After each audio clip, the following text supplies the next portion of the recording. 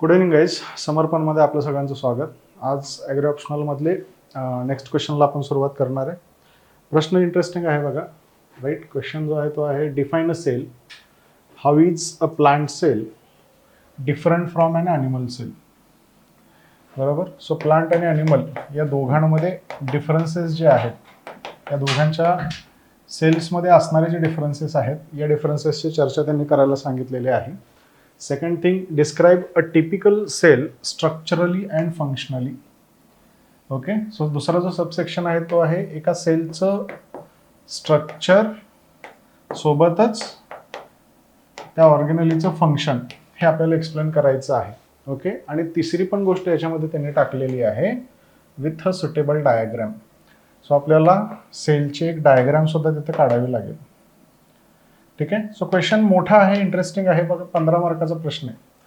बरोबर. सो बराच डेटा जो आहे तो एकाच क्वेश्चनमध्ये त्यांनी विचारलाय. पहिल्यांदा दोघांमधला डिफरन्स, पहिल्यांदा सेलची डेफिनेशन, आफ्टर दॅट दोघांमधला difference, plant cell animal cell यांच्यामधला डिफरन्स त्यांना सांगायचा आहे आपल्याला. आफ्टर दॅट एक सेलचं स्ट्रक्चर आपल्याला काढायचं आहे आणि प्रत्येक कंपोनंटचे स्ट्रक्चर आणि फंक्शन एक्सप्लेन करायचे.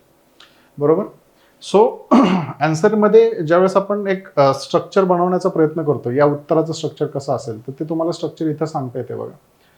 बरोबर. सो पहिल्यांदा दोघांमधला डिफरन्स आपण सांगू शकतो. हा डिफरन्स सेल वॉलमध्ये दिसतो, क्लोरोप्लास्टमध्ये दिसणारे, वॅक्युल्समध्ये दिसणारे, कम्युनिकेशन चॅनल्समध्ये दिसणारे, शेप अँड साईजमध्ये हा डिफरन्स जो आहे हा डिफरन्स आपल्याला सांगता येतो. ठीक आहे. थोडंसं झूम इन करतो मी, तुम्हाला लक्षात येईल बघा. Right. So first thing, difference cell वॉलमध्ये आपल्याला दिसणार आहे. बरोबर. प्लांट सेलची सेल वॉल, ॲनिमल सेलची सेल वॉल फरक असणारे, क्लोरोप्लास्टमध्ये असणारे, वॅक्युल्समध्ये असणारे, कम्युनिकेशन चॅनल्समध्ये असणारे, शेप अँड साईजमध्ये हा डिफरन्स आपल्याला तिथं सांगता येतो. ओके. सो हे अर्ध उत्तर झालं. आफ्टर दॅट आपल्याला दुसऱ्या पॉईंटकडे मूव्ह करायचं आहे, जिथं सेल ऑर्गेनलीज जे आहेत, या सेल ऑर्गेनलीजचं स्ट्रक्चर आपल्याला सांगायचं आहे, फंक्शन सांगायचे. महत्त्वाचे घेऊयात. सेल मेम्ब्रेन, सेल वॉल याची चर्चा आपल्याला तिथं करायची आहे. न्यूक्लियसची चर्चा करायची आहे, मायटोकॉन्ड्रियाची करायची, रायबोझोम्सची करायची, इंडोप्लाझमिक रेटिक्युलम आणि गोल्गी बॉडीजची चर्चा आपण इथे करणार आहे. समजते. सो हे आपले प्रॉपर त्या उत्तरासाठीचं स्ट्रक्चर सांगता येईल. ठीक आहे. सो हा माइंड मॅप जर तुम्ही व्यवस्थित केला तर गोष्टी थोड्याशा इझी लेवलला जाऊ शकतात. राईट. उत्तराकडे जाऊयात. उत्तर इंटरेस्टिंग आहे. ठीक आहे. फॉर्मॅट बदललेला तो हा आहे बघा. ओके. सो कसं ॲक्च्युअल पेपरमध्ये आपल्याला उत्तर कसं दिसणार आहे, 3 पेजेस येणार आहेत. 3 पेजेसमध्ये आपण काय काय लिहू शकतो हे तुम्हाला याच्यामध्ये क्लिअर होऊन जाईल.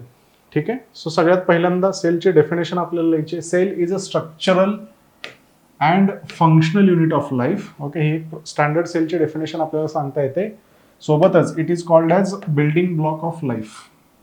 बरोबर. सो जे काही आयुष्य किंवा जे काही आयुष्य आपण जगणार आहे हे तयार करण्याचं काम सेल करते. It is a structural and functional unit. हे 3 कीवर्ड्स आपल्या डेफिनेशनमध्ये असायलाच पाहिजे, मग सेलची डेफिनेशन आपली कंप्लीट झाली. सो उत्तराचा पहिला पोर्शन जो आहे हा पहिला पोर्शन आपण क्लिअर केला. मग आपल्याला आता डिफरन्स सांगायचा. डिफरन्स सांगत असताना तुम्ही इथं बघत असाल मी कशा पद्धतीनं हा डिफरन्स जो आहे तो रिप्रेझेंट केलाय. ठीक आहे. यामध्ये मी 3 कॉलम केलेले आहेत. फर्स्ट कॉलम जो आहे तो डिफरन्स, कोणत्या बेसिसवर दोघांमध्ये डिफरन्सेस दिसतात हे मी तिथे एक्सप्लेन करण्याचा प्रयत्न करतोय. आफ्टर दॅट प्लांट सेलमध्ये काय दिसणार आहे, ॲनिमल सेलमध्ये काय दिसणार आहे. ओके. सो एक स्टँडर्ड प्रॅक्टिस आहे. या पद्धतीनं तुम्ही नक्कीच असे डिफरन्सेसचे क्वेश्चन जे आहेत ते तिथे लिहू शकता. फक्त 3 कॉलम असणं गरजेचं, काम थोडंसं आपलं हलकं होतं. ठीक आहे. असं म्हटलं तरी चालेल. मग पहिला डिफरन्स जो आपल्याला दिसणार आहे तो दिसणार आहे सेल वॉलच्या बाबतीमध्ये. राईट. सेल वॉलचा जर विचार केला तर ही फक्त प्रेझेंट कशामध्ये दिसते, प्लांट सेलमध्ये दिसते. बरोबर. आता इथं बघा शब्द मी वाचवतोय, प्रश्न खूप मोठा आहे. हे शब्द जर मी वाचवले तर मला डेटा खूप जास्त तिथे ऍड करता येतो. बरोबर. सो प्लांट सेलमध्ये सेल वॉल जी आहे ती प्रेझेंट आहे. ॲनिमल सेलमध्ये सेल वॉल जी आहे ती ॲब्सेंट मला दिसणार आहे. ओके. मोठा शब्द, मोठी लाईन लिहित बनण्याची गरज नाहीये. एका कीवर्डमध्ये ते काम होतं. राईट. सो प्लांट सेलमध्ये सेल वॉल जी आहे ती प्रेझेंट आहे. It is made up of cellulose and provides rigidity. Okay. So एक सिंपल फंक्शन सुद्धा मी तिथं देऊन दिलंय आणि कशापासून ती तयार झाली ते पण तिथं सांगितलेलं आहे. ॲनिमल्समध्ये ॲब्सेंट असते. बरोबर. यामुळे रिजिडिटी येत नाही बघा ॲनिमल सेलमध्ये, आणि रिजिडिटी नसल्यामुळं मोर डायव्हर्स सेल शेप्स आपल्याला ॲनिमल सेलमध्ये तिथे दिसून येणार. ओके. सो हा पहिला डिफरन्स आपल्याला सांगता येतो. दुसरा डिफरन्स जो आहे तो क्लोरोप्लास्टमध्ये आपल्याला दिसणार आहे. प्लांट सेलमध्ये क्लोरोप्लास्ट जे असतं प्रेझेंट असतं, ॲनिमल सेलमध्ये तेच ॲब्सेंट आपल्याला दिसणार आहे. बरोबर. आणि हे क्लोरोप्लास्ट रिस्पॉन्सिबल कशासाठी असतं, फोटोसिंथेसिससाठी असतं. त्यामुळे ॲनिमल सेलमध्ये फोटोसिंथेसिस होणार आहे का? होणार नाही. हा दुसरा डिफरन्स आपल्याला प्लांट आणि ॲनिमल सेलमध्ये सांगता येतो. त्याच्यानंतर तिसरा डिफरन्स जो आहे तो व्हॅक्युल्समध्ये आपल्याला दिसतो. ॲनिमल सेलमध्ये असणारे प्लांट सेलमध्ये असणारे जे व्हॅक्युल्स आहेत ते लार्ज इन साईज आहेत, इकडचे स्मॉल इन साईज आहेत. बरोबर, मोठे आहेत तिकडे छोटे आहेत असं म्हटलं तरी चालेल. It maintains cell rigidity, store nutrients and waste product. सेलची शेप मेंटेन करण्यामध्ये त्यांचं काम आहे, सोबतच स्टोरेजचं काम सुद्धा ते करत आहेत. ठीक आहे, तिकडचे असायला छोटे. त्याच्यानंतर पुढचा डिफरन्स जो आहे कम्युनिकेशन नेटवर्कमध्ये आपल्याला दिसणार आहे. ठीक आहे, प्लाझ्मोडेस्माटा ज्याच्यामधून कम्युनिकेशन चालतं. प्लाझ्मोडेस्माटा जे आहेत ते प्लांट सेलमध्ये प्रेझेंट असतात. It allows transport communication between the two plant cells.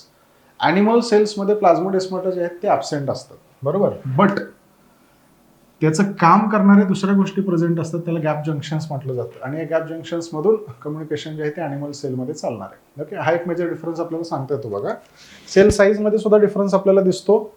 Sale size प्लांटची लार्जर असते, ॲनिमल्सची स्मॉलर आपल्याला असलेली दिसते. आणि इकडे रिजिडिटी असल्यामुळं एक रेक्टँग्युलर सारखा शेप जो आहे, फिक्स्ड रेक्टँग्युलर शेप जो आहे, हा आपल्याला प्लांट सेलमध्ये दिसणार आहे. सो बराच कंटेंट जो आहे हा कंटेंट शॉर्ट फॉर्ममध्ये आणलाय. बरोबर, सो कीवर्डवर जरी फोकस केला आणि तुम्ही टॅब्युलर फॉर्मॅटमध्ये डेटा रिप्रेझेंट केला तर कमी जागेमध्ये खूप जास्त डेटा तुम्हाला समाविष्ट तिथं करता येतो. ओके, सो रिप्रेझेंटेशनची ही स्टाईल जी आहे, ही स्टाईल आपल्याला डिफरन्सेस सांगण्यासाठी खूप चांगल्या पद्धतीनं कामाला येते. ठीक आहे, सो बरोबर पेपरच्या फॉर्मॅटमध्ये तुम्हाला लक्षात येईल की कशा पद्धतीने या गोष्टी लिहिलेल्या आहेत. ओके, सो एक मेजर क्वेश्चन जो आहे सब टॉपिक जो आहे तो ॲड्रेस झाला. आता सेकंड सब टॉपिककडे जाऊयात. तिथं आपल्याला स्ट्रक्चर, फंक्शन आणि सुटेबल डायग्राम या 3 गोष्टी ज्या आहेत त्या ॲड्रेस करायच्या क्वेश्चन मधले. राईट, मग इथं पहिल्यांदा स्ट्रक्चरपासून सुरुवात केली. पहिल्यांदा मी स्ट्रक्चर सांगितले, स्ट्रक्चरमध्ये सगळ्या गोष्टी सेलमध्ये असणाऱ्या ज्या आहेत त्या रिप्रेझेंट करण्याचा प्रयत्न इथं केला. बरोबर, सो प्लांट सेल आहे, प्लांट सेलमध्ये सेल वॉल आपल्याला दिसते. सेल वॉलमध्ये सुद्धा मी काय डोकं लावले बघा, सेल वॉलमध्ये subcomponents, primary cell wall, secondary cell wall तिथंच मेन्शन करून दिलेलं आहे. सो जेवढा जास्त डेटा मला कंप्रेस करता येईल तेवढा करण्याचा प्रयत्न इथं झालाय. त्याच्यानंतर प्लाझ्मा लेमा आपल्याला दिसून येते, ते प्लाझ्मा लेमा रिप्रेझेंट केलेला आहे. त्याच्यानंतर प्लाझ्मा मेम्ब्रेन किंवा सेल मेम्ब्रेन हा लेअर जो आहे आतला, याला आपण सेल मेम्ब्रेन म्हणणार आहे. 2 पद्धतीचे एंडोप्लाझमिक रेटिक्युलम दिसतात, rough endoplasmic reticulum, smooth endoplasmic reticulum. हे कुठं अटॅच असतात? न्यूक्लियसमध्ये अटॅच असतात. सो न्यूक्लियस सुद्धा इथे रिप्रेझेंट केलेला आहे. न्यूक्लियसमध्ये न्यूक्लिओलस सुद्धा असतात. जागा मिळाली तर न्यूक्लिओलस सुद्धा आपल्याला तिथं लिहिता येऊ शकतं. त्याच्यानंतर हे जे आतलं सेल मॅट्रिक्स आहे याला आपण सायटोप्लाझम म्हटले, डॉट डॉटच्या स्वरूपामध्ये दाखवले बघा. बरोबर, मेजर सेल ऑर्गॅनलिजमध्ये आपल्याला मायटोकॉन्ड्रिया दिसणार आहे. त्याच्यानंतर व्हॅक्युल्स आपल्याला दिसणार आहेत. त्याच्यानंतर क्लोरोप्लास्ट आपल्याला दिसणार आहेत. सोबतच अजून एक बॉडी आहे ज्याला आपण गोल्गी बॉडीज म्हणतो किंवा गोल्गी ॲपरेटस म्हणणार आहे, ते आपल्याला इथं रिप्रेझेंट करता येतं. याच्यासोबत सगळ्यात महत्त्वाची गोष्ट सेलमध्ये असणारी रायबोझोम्स आपल्याला इथं दाखवता येतात बघा. ओके, रायबोझोम्स प्रोटीन सिंथेसिससाठी महत्त्वाचे आहेत. आणि सुसाईड सॅक्स ज्याला म्हटलं जातं ते आहेत लायसोसोम्स. ओके, लायसोसोम्स दाखवायच्या, लायसोसोम्स मिस नाहीत करायच्या. हे एक टिपिकल सेल स्ट्रक्चर आहे. आता बघितलं तर 15-16 वेगवेगळ्या बॉडी ज्या आहेत त्या सेलमध्ये दिसत असतात. सो जेवढी जागा परमिट करेल तेवढ्या गोष्टी, मेजर गोष्टींना फक्त तिथं हात लावायचा. एक चांगली आकृती असावी, बघितल्या बघणाऱ्याचं डोकं जरा माइंड फ्रेश व्हावं अशी आकृती काढावी. काहीतरी विचित्र काय काढून बसायचं नाही. ओके, सो याच्यासाठी तुम्हाला थोडं काम करावं लागेल, थोडे कष्ट घ्यावे लागतील. सोबतच आकृती कशाची आहे हे लिहिणं पण गरजेचं आहे. सो इथं लिहिलंय बघा, ही जी आकृती आहे अल्ट्रास्ट्रक्चर ऑफ प्लांट सेलची आहे. बरोबर, सो ही खालची लाईन पण महत्वाची आहे असं म्हटलं तरी चालेल. मग आता कोणकोणते ऑर्गॅनलीज आहेत सगळ्यांची चर्चा आपल्याला करायची आहे. इथं 2 लाईन्समध्ये, पहिल्या लाईनमध्ये स्ट्रक्चर, दुसऱ्या लाईनमध्ये फंक्शन, सिम्पल फॉर्मॅट. बरोबर, स्ट्रक्चर सुद्धा 1 लाईनमध्ये लिहिता येणं हे कौशल्य आहे, एक कला आहे. लिहिल्याशिवाय ते आपल्याला जमणार नाही. कशा पद्धतीनं लिहिलं ते बघून घेऊयात. Right, so cell wall is outer layer. Okay, पहिला मुद्दा काय सांगितला? Cell wall is outer layer, सगळ्यात बाहेरची लेअर असते.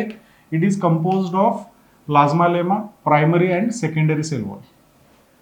बरोबर, सो सगळ्या गोष्टी एकाच लाईनमध्ये आल्या. आणि कशापासून तयार झालेला आहे? सेल्युलोज, हेमिसेल्युलोज, सेल्युलोज मायक्रोफायब्रिल्स आणि लिग्निन्स. सो मेजर गोष्टी ज्या मला आठवत आहेत सेल वॉलच्या त्या सगळ्या इथे मी लिहून टाकल्या. ओके, हे झालं त्याचं स्ट्रक्चर. फंक्शन काय आहे? It provide structural support and control entry and exit from the cell.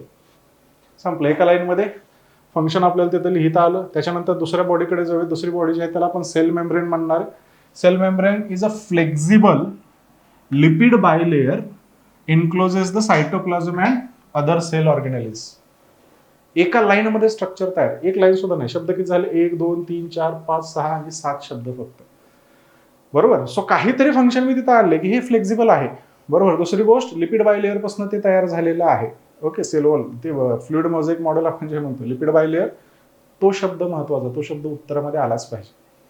बरोबर. आणि याचं काम काय आहे? सगळ्या गोष्टी आतमध्ये इन्क्लूज करून ठेवणे. हे सेल वॉलचं फंक्शन आपल्याला सांगता येतं.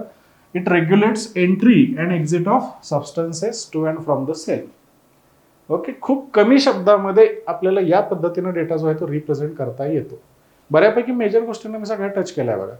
त्याच्यानंतर पुढच्या बॉडीजकडे जो पुढं न्यूक्लियस आहे. ओके, न्यूक्लियसला कसं स्ट्रक्चरल डिफाईन करायचं?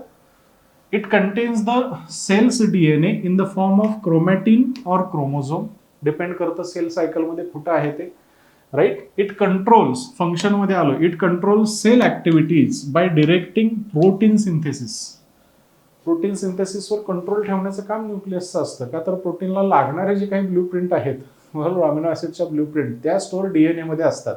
जे DNA आपल्याला कुठे दिसतं? न्यूक्लियसमध्ये दिसतं. सो मेजर गोष्टी लिहिल्या पाहिजे. एकदम खूप जास्त डिटेलमध्ये एक पेज तुम्ही फक्त न्यूक्लियस जर करणार असाल तर तसं कामाचं नाहीये. क्वेश्चनची डिमांड वेगळी आहे. बरोबर. सो त्या पद्धतीनं आपल्याला सिंगल लाईन मध्ये स्ट्रक्चर फंक्शन एक्सप्लेन करावं लागेल. त्याच्यानंतर मायटोकॉन्ड्रिया हे डबल मेम्ब्रेन बाउंड स्ट्रक्चर आहे. ठीक आहे, थोडंसं उलटं झालंय. डबल मेम्ब्रेन हा शब्द तिथं आलाच पाहिजे. ठीक आहे. दुसरी गोष्ट, इनर मेम्ब्रेन जे आहे ते फोल्डेड फॉर्म मध्ये असतं, त्याला आपण क्रिस्टे म्हणतो. लिहून टाका तिथं कंसामध्ये की क्रिस्टे म्हटलं जातं त्याला. Known as a powerhouse of the cell. त्याचं सगळ्यात महत्वाचं फंक्शन काय? एनर्जी तयार करणं. म्हणून त्याला powerhouse of the cell आपण म्हणणार. It generates energy in the form of ATP through respiration. बरोबर. ATP जनरेट करतं ना, सो कंसामध्ये ATP टाकून दिलं मी. राईट. त्याच्यानंतर पुढचा जो महत्वाचा सेल ऑर्गेनेली आहे त्याला आपण क्लोरोप्लास्ट म्हणणार आहे. हा पण एक डबल बाउंड मेम्ब्रेन स्ट्रक्चर असतो. ओके, याला डिस्कॉइड शेपचं स्ट्रक्चर सुद्धा म्हटलं जातं. डिस्क शेपमध्ये तो आपल्याला दिसतो. इट कंटेन्स थायलाकॉइड आणि ग्रॅनम.